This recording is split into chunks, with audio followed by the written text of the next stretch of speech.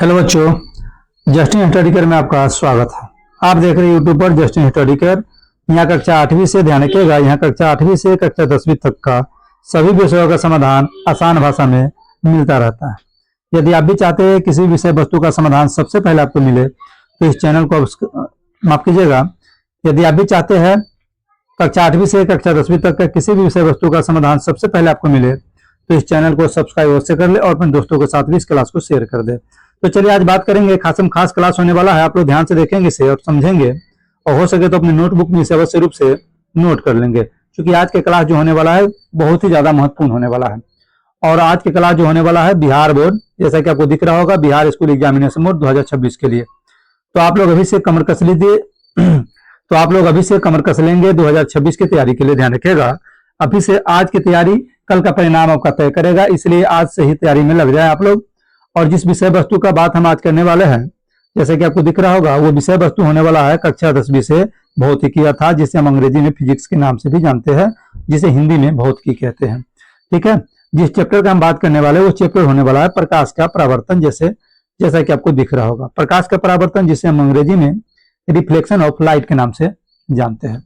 तो बच्चों, आज की इस क्लास में हमने सिर्फ और सिर्फ वीवीआई टॉपिकों का है ना समावेश किया है, यानी कि वीवीआई टॉपिकों का है ना अध्ययन कराएंगे आप लोग को आज सिर्फ और सिर्फ, अर्थात मुख्य बिंदु के बारे में हम बात करेंगे।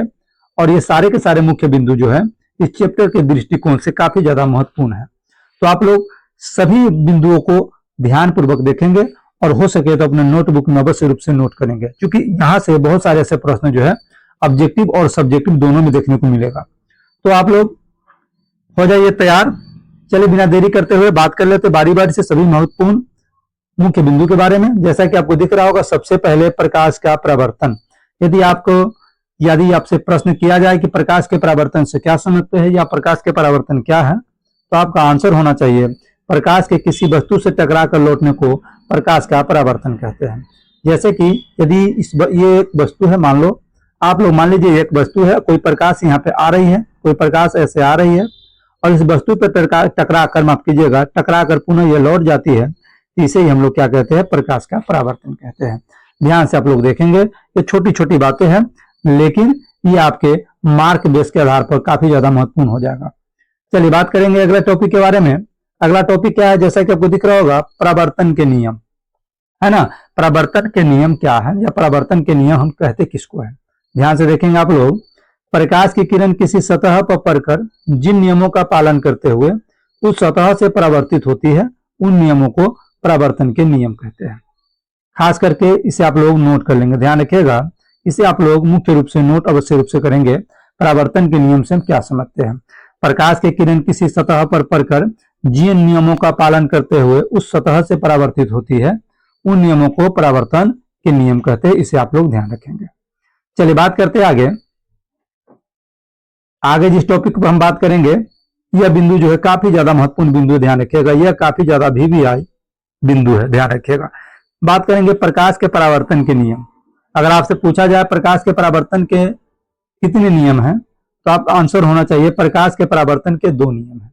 जैसा कि पहला नियम क्या कह रहा है, ध्यान रखिएगा, पहला नियम कहता है आपतित किरण, परावर्तित किरण तथा आपतन बिंदु पर खींचा गया अभिलंब तीनों एक ही समतल में होते हैं, है ना। आपतित किरण, परावर्तित किरण तथा आपतन बिंदु के बारे में हम आगे चर्चा करेंगे एक चित्र के माध्यम से, वहां आपको क्लियर समझ आ जाएगा कि आपतित किरण, परावर्तित किरण तथा आपतन बिंदु होता क्या है। ठीक है बच्चों, चलिए आगे देखेंगे दूसरा नियम क्या कहता है। प्रकाश के परावर्तन के दूसरा नियम क्या कहता है, कहता है आपतन कोण जो होता है परावर्तन कोण के बराबर होता है, ध्यान रखेंगे आप लोग। चलिए बढ़ते आगे देखेंगे आपतित किरण। जैसा कि आपको दिख रहा होगा, आपतित किरण, आखिर में आपतित किरण क्या होता है, इसका आंसर होगा किसी सतह पर पड़ने वाली किरण को आपतित किरण कहते हैं।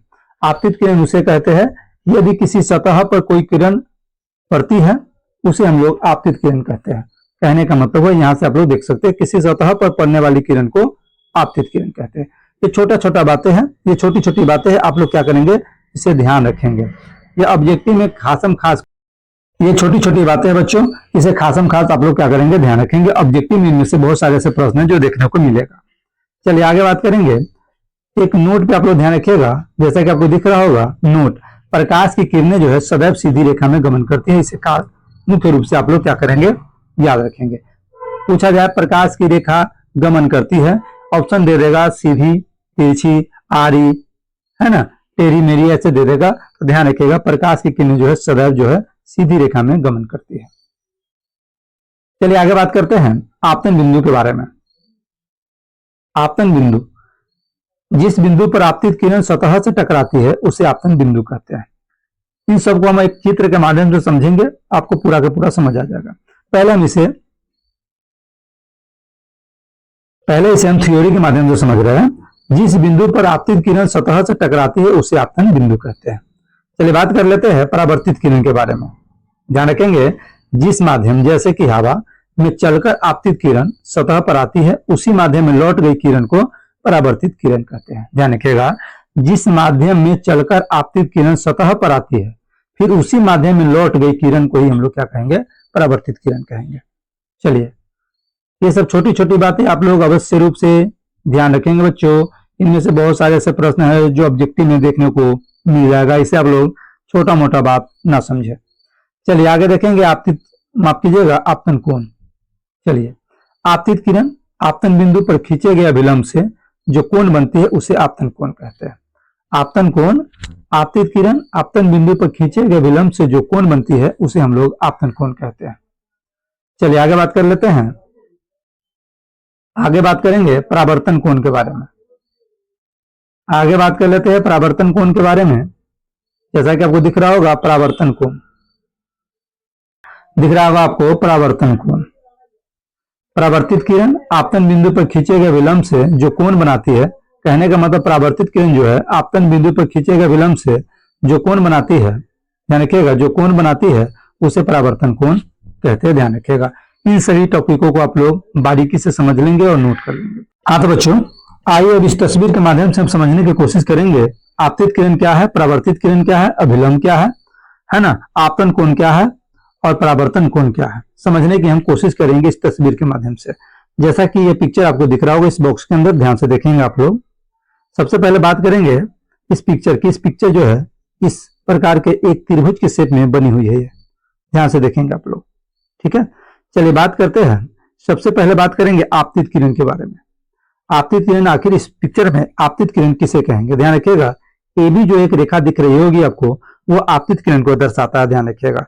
जैसे कि यहां से ए और बी तक हम जाएंगे, यही जो है आपतित किरण कहलाती है, ध्यान रखिएगा, ये आपतित किरण कहलाती है। बात करेंगे परावर्तित किरण के, जैसा कि आपको दिख रहा होगा बी से सी की ओर एक रेखा आएगी, बी से सी की ओर एक किरण आएगी, उसे हम लोग कहेंगे परावर्तित किरण, अर्थात बीसी जो है परावर्तित किरण है। यहाँ पे दिख रहा होगा बीसी, यह जो है परावर्तित किरण है, ध्यान रखिएगा। बात करेंगे इसकी, यह जो है आपतित किरण होगा, ध्यान रखिएगा, यह जो है आपतित किरण होगा।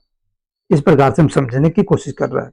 चलिए अब बात करेंगे अभिलंब के बारे में। तो इसमें अभिलंब के बारे में अगर बात किया जाए तो एक ओ और बी नाम का एक रेखा दिख रहा होगा, यानी कि एक अभिलंब दिख रहा होगा ओ और बी। यह ओ बी जो है आपस में, माफ कीजिएगा, यह ओ बी जो है अभिलंब कहलाता, ध्यान रखिएगा, यह ओ बी जो है अभिलंब कहलाएगा, ठीक है। इस पिक्चर के माध्यम से आपको समझ आ गया होगा आपतित किरण किसे कहेंगे, परावर्तित किरण किसे कहेंगे और अभिलंब किसे कहेंगे, ठीक है। एक बार पुनः आपको याद दिला दूं, यह जो है यह जो कहलाएगी, यह कहलाएगी, अर्थात ए बी जो कहलाएगी आपतित किरण कहलाएगी, ध्यान रखिएगा। और यह जो कहलाएगी बी से जो कहलाएगी बीसी, माफ कीजिएगा, यह परावर्तित किरण कहलाएगी, ध्यान रखिएगा, यह आपतित, यह परावर्तित। और यह जो बीच वाला पोर्शन आप देख रहे होंगे ओ बी, वह कहलाएगा अभिलंब, ध्यान रखिएगा। इस प्रकार से क्लियर है बच्चों। चलिए आगे बात करेंगे, चलिए बात कर लेंगे कोणों के बारे में। हमने जो देखा वो देखा आपतित किरण, परावर्तित किरण और अभिलंब। अब बात कर लेते हैं कोण के बारे में। जैसा कि आपको दिख रहा होगा बी नाम का जो बिंदु है वो आपतन बिंदु को दर्शाता है, ध्यान रखिएगा, बी नाम का जो बिंदु है वह आपतन बिंदु को दर्शाता है, ध्यान रखिएगा, वह आपतन बिंदु को दर्शाता है। चलिए पिक्चर के माध्यम से आपको समझाते हैं। जैसा कि आपको यहाँ पे दिख रहा होगा बिंदु बी आपको दिख रहा होगा, यह जो है आपतन बिंदु को दर्शाता है, ध्यान रखिएगा। चलिए बात करते हैं कोण के बारे में। जैसा कि आपको दिख रहा होगा कि कोण ओबीसी बराबर आर, जो कि परावर्तन कोण को दर्शाता है, जो कि परावर्तन कोण को दर्शाता है, ध्यान रखिएगा। चलिए OBC बराबर R बराबर परावर्तन कोण। चलिए इसे पिक्चर के माध्यम से हम समझने की कोशिश करते हैं। चलिए बात करते हैं कोण के बारे में। जैसा कि आपको दिख रहा होगा, कोण OBC बराबर R बराबर परावर्तन कोण। ध्यान रखिएगा, R को यहाँ पे परावर्तन कोण के नाम से हम जानेंगे।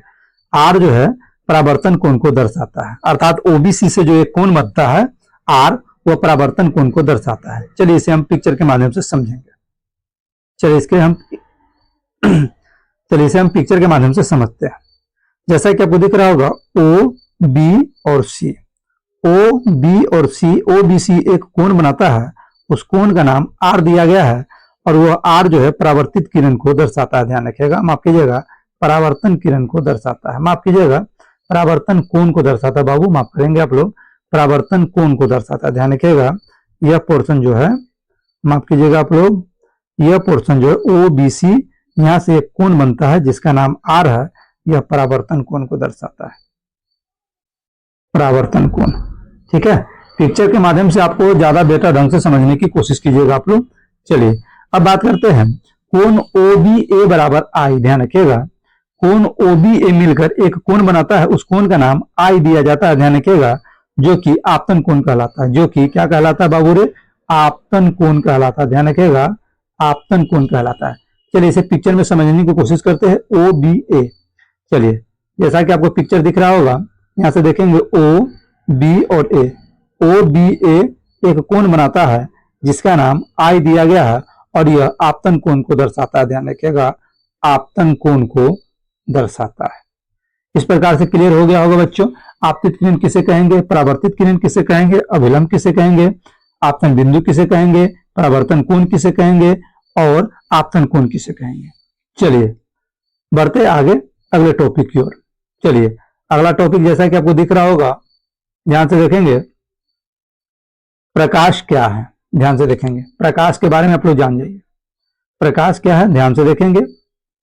प्रकाश वह कारक है जिसकी सहायता से हम वस्तुओं को देखते हैं। वास्तव में यदि प्रकाश के बारे में हमसे पूछा जाए, जैसे प्रकाश के बारे में हम सोचते हैं या सुनते हैं, तो मेरे माइंड में एक ही बात आता है कि प्रकाश के माध्यम से तो वस्तु को देखने का काम करते हैं। ठीक है, तो हम कह सकते हैं प्रकाश वह कारक है जिसकी सहायता से हम वस्तुओं को देखते हैं।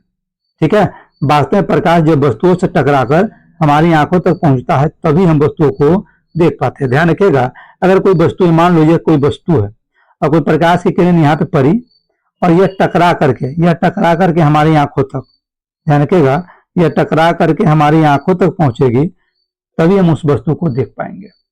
ठीक है, इस प्रकार से हम प्रकाश का परिभाषा हम दे सकते हैं। ठीक है, एक बार पुनः आप लोग सुन लेंगे। प्रकाश वह कारक है जिसकी सहायता से हम वस्तुओं को देखते हैं। वास्तव में प्रकाश जब वस्तु से टकराकर हमारी आंख तक पहुंचता है तभी हम वस्तुओं को देख पाते हैं। ठीक है, इस प्रकार से प्रकाश का परिभाषा हम दे सकते हैं। ठीक है, चलिए आगे देखेंगे, बात करेंगे प्रकाश स्रोत के बारे में। जैसा कि आपको दिख रहा होगा, प्रकाश स्रोत हम किसे कहेंगे। जैसे ही प्रकाश स्रोत के बारे में आता है तो प्रकाश स्रोत का मतलब हुआ कि वैसे वस्तु है जिससे प्रकाश निकलता है। इसे हम परिभाषित इस प्रकार से करेंगे, जिस वस्तु से प्रकाश निकलता है उसे प्रकाश स्रोत कहा जाता है। जैसे सूर्य हो गया, तारे हो गए, बिजली का जलता बल्ब हो गया, मोमबत्ती हो गया, लैंप हो गया, दिया हो गया आदि, इसे हम प्रकाश स्रोत कहेंगे। है ना, आम भाषा में हम समझे तो जिस वस्तु से प्रकाश निकलता है उसे हम प्रकाश स्रोत कहते हैं। ठीक है, कीजिएगा, आगे बात करेंगे प्रकाश स्रोत के प्रकार के बारे में। यानी कि हमने ये जाना कि वैसे वस्तु है जिससे प्रकाश निकलता है उसे प्रकाश स्रोत कहते हैं। अब हम जानेंगे प्रकाश स्रोत कितने प्रकार के होते हैं। ठीक है, चलिए जैसा कि आपको दिख रहा होगा, प्रकाश स्रोत जो है दो प्रकार के होते हैं। ध्यान रखिएगा, एकदम जहन में आप लोग बैठा ही लीजिए। प्रकाश स्रोत दो प्रकार के होता है। एक होता है प्राकृतिक प्रकाश स्रोत और दूसरा होता है मानव निर्मित प्रकाश स्रोत, या इसे हम कृत्रिम प्रकाश स्रोत के नाम से भी जानते हैं। चलिए बात करेंगे प्राकृतिक प्रकाश स्रोत क्या है। सूर्य, तारे आदि जो है प्राकृतिक प्रकाश स्रोत है। ध्यान रखिएगा, सूर्य, तारे आदि जो है, सूर्य, तारे आदि है, सूर्य, तारे आदि जो है यह प्राकृतिक प्रकाश स्रोत है। ठीक है, चलिए आगे बात हम करेंगे मानव निर्मित प्रकाश स्रोत के बारे में। मानव निर्मित प्रकाश स्रोत जिसे मानव द्वारा बनाया गया है और वह प्रकाश उत्सर्जित करता है, उसे हम लोग कहेंगे मानव निर्मित प्रकाश स्रोत। जैसा कि आपको दिख रहा होगा, बिजली का जलता बल्ब, मोमबत्ती, लैंप, लालटेन, दिया इत्यादि ये सभी मानव निर्मित या यूं कह ले कृत्रिम, ध्यान रखिएगा, या यूं कह ले कृत्रिम, ये सब मानव निर्मित प्रकाश स्रोत है। चलिए आगे देखेंगे, चलिए आगे देखते हैं, कुछ नोट के बारे में देखेंगे। कुछ नोट दिया गया है, जहां कभी भी किसी भी विषय वस्तु के बारे में यदि नोट दिया गया हो तो नोट पे खास करके हमें क्या करना चाहिए, ध्यान से उसे पढ़ लेना चाहिए और समझ लेना चाहिए। क्या कह रहा है, लालटेन हो गया, लैंप हो गया आदि में तेल में संचित रासायनिक ऊर्जा को प्रकाश ऊर्जा में बदला जाता है। ध्यान रखिएगा, लालटेन, लैंप या दिया को आप लोग जलते हुए देखे होंगे। एक समय हुआ करता था बच्चों, आपको बता दूं, एक समय हुआ करता था बच्चों, लालटेन, लैंप और दिया से छात्र हो गए या छात्रा हो गए, पढ़ाई करने का काम करते थे। लेकिन अब मॉडर्न युग हो गया, घर घर तक बिजली पहुंच चुकी है, तो अब लोग क्या करते हैं, बिजली के बल्ब के नीचे पढ़ने का काम करते हैं। लेकिन एक समय था लालटेन, लैंप और दिया ही अग्रिम हुआ करता था। ठीक है, तो आपने समझा, लालटेन, लैंप, दिया में जो तेल होता है उस तेल में रासायनिक ऊर्जा होता है। ध्यान रखिएगा, उस तेल में जो होता है रासायनिक ऊर्जा होता है और उस ऊर्जा को प्रकाश ऊर्जा में बदला जाता है, तब जाकर के लैंप और लालटेन जलने का काम करती है, यानी कि प्रकाश देने का काम करती है। चलिए नोट नंबर दूसरा देखेंगे, बिजली के बल्ब और टॉर्च में विद्युत ऊर्जा को प्रकाश में परिणत किया जाता है। वहीं बात करें बिजली के बल्ब और टॉर्च, इनमें विद्युत ऊर्जा होता है और उस विद्युत ऊर्जा को प्रकाश ऊर्जा में परिणत किया जाता है, यानी कि बदला जाता है, तब जाकर के ये वस्तुएं जो है प्रकाश देने का काम करती है। चलिए आगे बात करेंगे, जैसा कि आपको दिख रहा होगा, प्रदीप्त या दीप्तिमान वस्तुओं के बारे में। प्रदीप्त या दीप्तिमान वस्तुएं आखिर कहते किसे हैं, ध्यान से आप लोग देखेंगे और समझेंगे।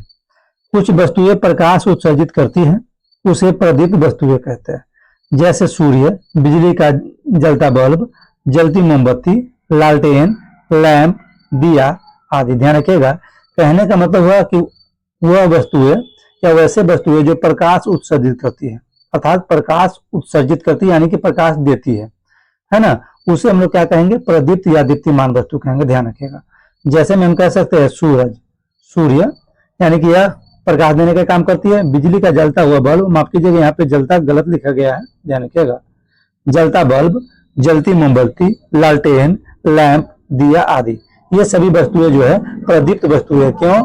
क्योंकि ये सभी वस्तुएं जो है प्रकाश उत्सर्जित करने का काम करती है। ध्यान रखिएगा आप लोग। चलिए बात करेंगे, अप्रदीप्त वस्तुएं कहेंगे किसे, जैसा कि आपने जाना प्रदीप्त वस्तुएं किसे कहेंगे, वैसे वस्तुएं जो प्रकाश उत्सर्जित करती है प्रदीप्त कहलाती थी। अब यहाँ देखेंगे अप्रदीप्त वस्तुएं, कुछ वस्तुएं प्रकाश उत्सर्जित नहीं करती है, उसे अप्रदीप्त वस्तुएं कहेंगे। जैसे हो गया टेबल हो गया, कुर्सी हो गया, पुस्तक हो गया, पौधा हो गया, पंखा हो गया, है ना, पुस्तक हो गया इत्यादि। ये सभी वस्तुएं जो है प्रकाश उत्सर्जित नहीं करती है, इसलिए हम इसे कहेंगे अप्रदीप्त वस्तुएं। ध्यान रखिएगा, ठीक है, क्लियर है। चलिए आगे चलेंगे, किरण पुंज के बारे में समझ लेते हैं। ठीक, किरण पुंज आखिर कहेंगे किसे, प्रकाश के किरणों के समूह को प्रकाश का किरण पुंज कहते हैं। ध्यान रखिएगा, यह भी काफी ज्यादा महत्वपूर्ण टॉपिक है, ध्यान रखिएगा। किरण पुंज, प्रकाश के किरणों के समूह को हम लोग प्रकाश का किरण पुंज कहते हैं, ध्यान रखिएगा। चलिए आगे बात करेंगे किरण पुंज के प्रकार के बारे में। किरण पुंज के प्रकार को तस्वीर के माध्यम से अर्थात फोटो के माध्यम से भी समझेंगे, यानी कि पिक्चर के माध्यम से भी समझेंगे, है ना, और उसके प्रकार के नाम भी जानेंगे। चलिए जैसा कि आपको दिख रहा होगा किरण पुंज के प्रकार, ध्यान दीजिएगा।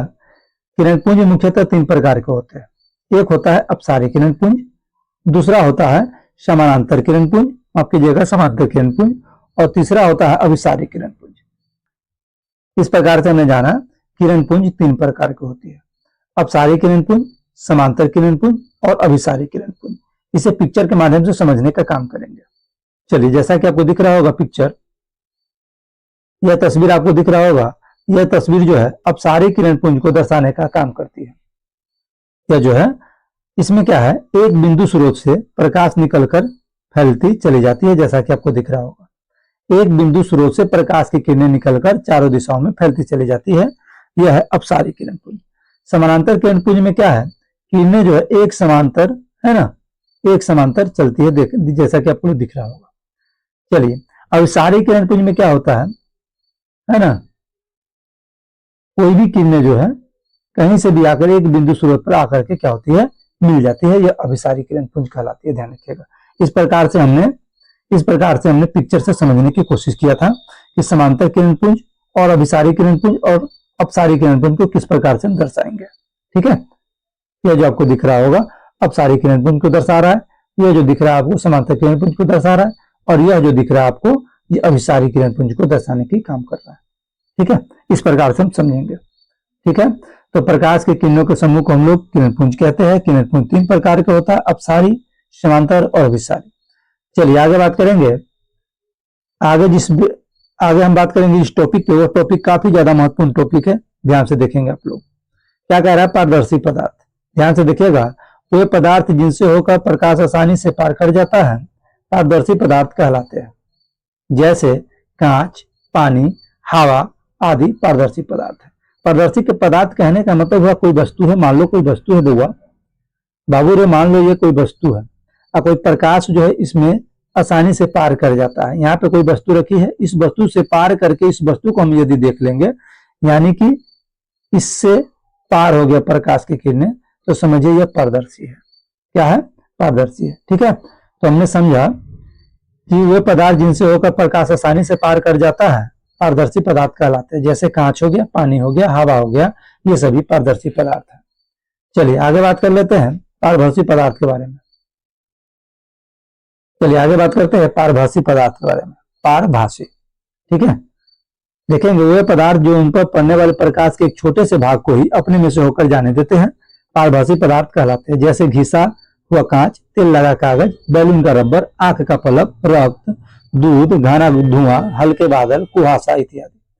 चलिए, कहने का मतलब हुआ अगर कोई पदार्थ, ध्यान से देखिएगा, अगर कोई वस्तु है, पदार्थ नहीं बाबू, वस्तु है, कोई वस्तु है और इस वस्तु पर यदि प्रकाश की किरणें पड़ती हैं, प्रकाश की किरणें पड़ती है, तो कुछ प्रकाश की किरणें जो है कुछ ही भाग इससे उस पार हो पाती है, कुछ भाग, और कुछ भाग इस पार ही रह जाती है। या यूं हम कह ले आम भाषा में, अगर किसी भी वस्तु को हम प्रकाश की किरण के माध्यम से देखने की कोशिश करेंगे, उसमें प्रकाश की किरणें पड़ेगी और धुंधला धुंधला दिखाई देगा, कुछ भाग दिखाई देगा, कुछ भाग नहीं दिखाई देगा, तो हम समझेंगे वो पदार्थ जो है पारभासी पदार्थ है। ठीक है, इसे इस प्रकार से हम लोग समझने की कोशिश करेंगे। एक बार पुनः आप लोग देख लेंगे। वे पदार्थ जो उन पर पड़ने वाले प्रकाश के एक छोटे से भाग को ही अपने में से होकर जाने देते हैं पारभासी पदार्थ कहलाते हैं। जैसे घिसा हुआ कांच, तेल लगा कागज, बैलून का रबर, आंख का पलक, रक्त, दूध, घना धुआं, हल्के बादल, कुहासा इत्यादि। ठीक है, अगर हल्के धुआं में या कुहासा में हम जाते हैं, या हल्के धुआं या कुहासा में हम क्या करते हैं, एक टॉर्च ले लीजिए आप, इस प्रकार से हम समझ सकते हैं। एक टॉर्च लीजिए आप और टॉर्च से इस पर हम क्या मारेंगे, रोशनी मारेंगे, तो आपने देखा होगा कुछ ही दूर तक हमें उस प्रकार से दिखाई देता है, तो हम कह सकते हैं वह जो है पारभासी है। घना धुआं जो है पारभासी है, तेल लगा कागज पारभासी है। ठीक है, चलिए आगे बात करते हैं अपारदर्शी पदार्थ के बारे में। चलिए, वो पदार्थ जो प्रकाश को अपने में से होकर नहीं जाने देते अपारदर्शी पदार्थ कहलाते हैं। कहने का मतलब वो ऐसे पदार्थ जिनसे होकर प्रकाश पार नहीं कर पाता है, उसे हम लोग कहते हैं अपारदर्शी पदार्थ। कहने का मतलब उस माध्यम से होकर उस पार हम कोई वस्तु नहीं देख सकते हैं। जैसे मान लीजिए एक वस्तु रखी हुई है और इस वस्तु के आर पार हम नहीं देख सकते हैं, या आर पार प्रकाश नहीं पार हो सकता है, तो इस वस्तु को हम लोग कहेंगे अपारदर्शी पदार्थ। ध्यान रखिएगा, ठीक है, क्लियर है। यानी कि वे पदार्थ जो प्रकाश को अपने में से होकर नहीं जाने देते अपारदर्शी पदार्थ कहलाते हैं। जैसे लकड़ी, लोहा, पत्थर, अलकतरा, पेन, मोटा गत्ता, धातु की प्लेट इत्यादि, ये सभी अपारदर्शी पदार्थ हैं जिसके आर पार किसी वस्तु को नहीं देखा जा सकता है। ध्यान रखिएगा। चलिए आगे बात करते हैं प्रतिबिंब के बारे में। प्रतिबिंब जैसा कि आपको दिख रहा होगा, ध्यान से देखिएगा, किसी बिंदु स्रोत से आती प्रकाश की किरणें दर्पण से परावर्तन के बाद जिस बिंदु पर मिलती है या जिस बिंदु से आती हुई प्रतीत होती है, उसे ही हम लोग उस बिंदु स्रोत का प्रतिबिंब कहते हैं। ठीक है, क्लियर है प्रतिबिंब के बारे में। चलिए अब जानते हैं प्रतिबिंब के प्रकार के बारे में। ध्यान से आप लोग देखेंगे प्रतिबिंब के प्रकार के बारे में। यदि आपसे पूछा जाता है प्रतिबिंब के कितने प्रकार हैं, तो ध्यान से देखेंगे आप लोग, इसे याद कर लेंगे।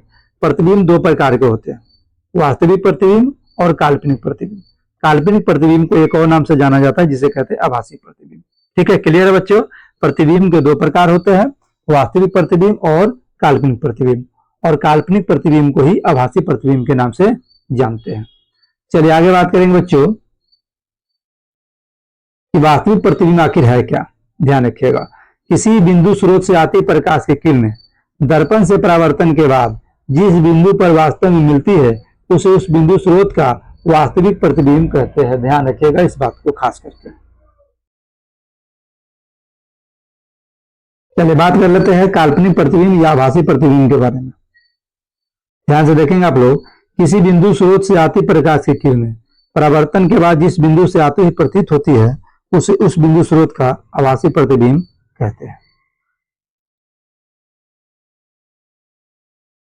हाँ तो बच्चों, आपने जो देखा, समझा और जाना वो था कक्षा 10वीं से। ध्यान रखिएगा कक्षा 10वीं से भौतिकी विषय से। ध्यान रखिएगा भौतिकी विषय से चैप्टर नंबर 1 का, चैप्टर नंबर 1 का है ना मोस्ट VBI है ना मुख्य बिंदु है, जिससे आप लोग ध्यान से देख लिए, समझ भी लिए, और आप लोग उम्मीद करते हैं नोट भी कर लिए होंगे, और इसे आप लोग ध्यान से याद करते रहेंगे, क्योंकि इनमें से बहुत सारे ऐसे प्रश्न हैं जो ऑब्जेक्टिव और सब्जेक्टिव दोनों में देखने को मिलेगा। एक बार जाते जाते और बता दो बच्चों, अभी मैं संघर्ष कर रहा हूँ यूट्यूब पे, आप सभी जितना ज्यादा हमें सपोर्ट करेंगे उतना मुझे मोटिवेट मिलेगा, और मैं कोशिश करूंगा आपके लिए बेहतर से बेहतरीन करने का प्रयास करूंगा। इसलिए आप लोग जितना ज्यादा हो सके हमें यूट्यूब पे सपोर्ट कीजिए, अपने दोस्तों के साथ शेयर कीजिए, सब्सक्राइब कीजिए, लाइक कीजिए और मेरा वीडियो देखा कीजिए।